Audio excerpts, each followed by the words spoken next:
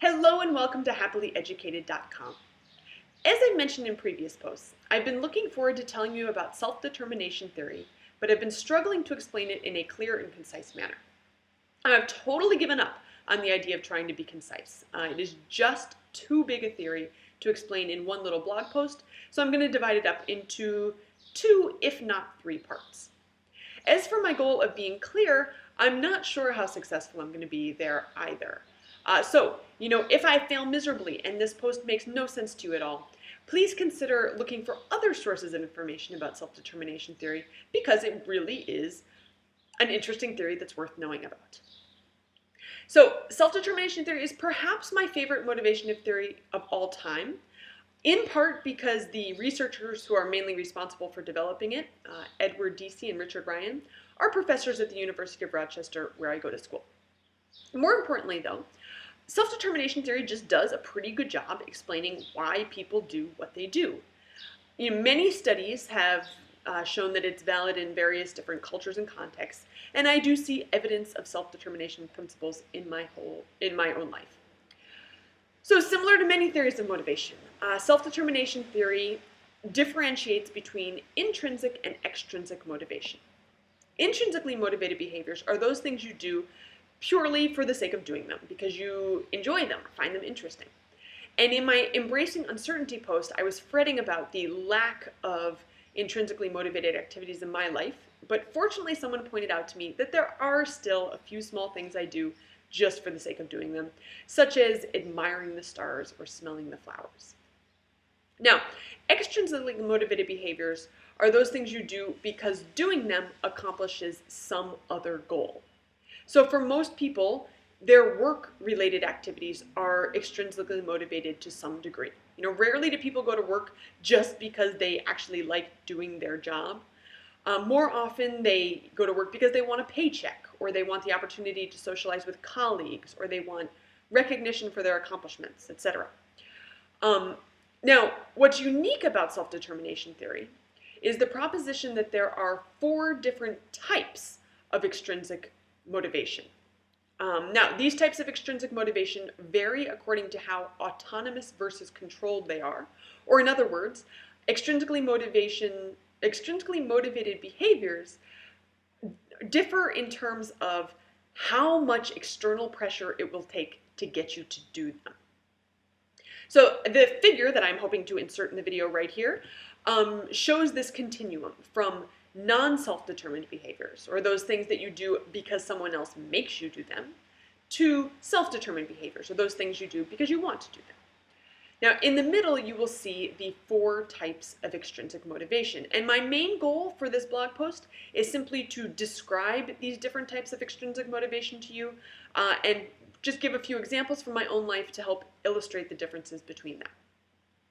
So at the low end of the extrinsic motivation scale, you have what are called externally regulated behaviors.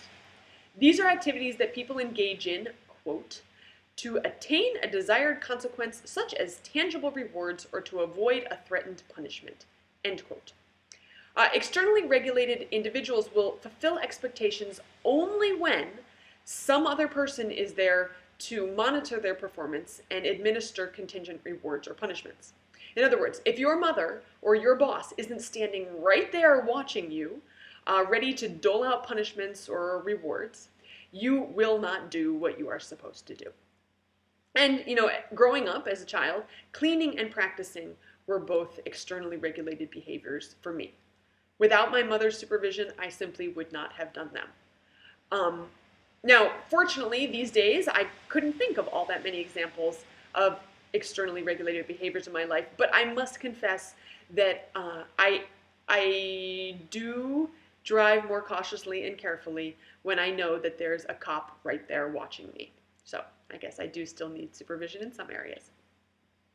Now, moving up one level on this scale of types of extrinsic motivation, you have what's called introjective regulation. So whereas externally regulated behaviors are subject to consequences that are administered by other people, the control of behavior in introjected regulation is subject to consequences that individuals apply to themselves. So for example, individuals who are controlled by introjected regulation in the workplace might feel that their self-worth depends on how well they do their job. So in that case, the reason for engaging the behavior is to avoid feelings of shame or guilt if they don't. And for me, cleaning now falls into this category. If I don't clean up after myself or whatever, Jeff will. In which case I'll feel really bad because he shouldn't have to do that. So my main reason for cleaning is to avoid feeling like a bum when I don't. Now, moving up again one step, you have identified regulation. And in identified regulation, people more fully accept a behavior as their own because they recognize its value and take on its performance as part of their identity. People feel like they are freely choosing to do these activities because the behavior is in line with their personal goals and identities. Now, a worker in this case is motivated by the experience of engaging in a task that he or she believes is important. And so for me, I'd say that working on our house or organizing our finances falls into this category. I do them because I think they are important things to do.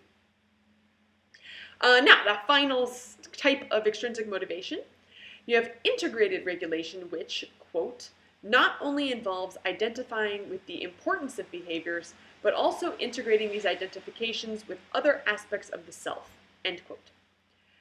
These behaviors are self-determined because individuals perceive that the choice to engage in the behavior comes entirely from within.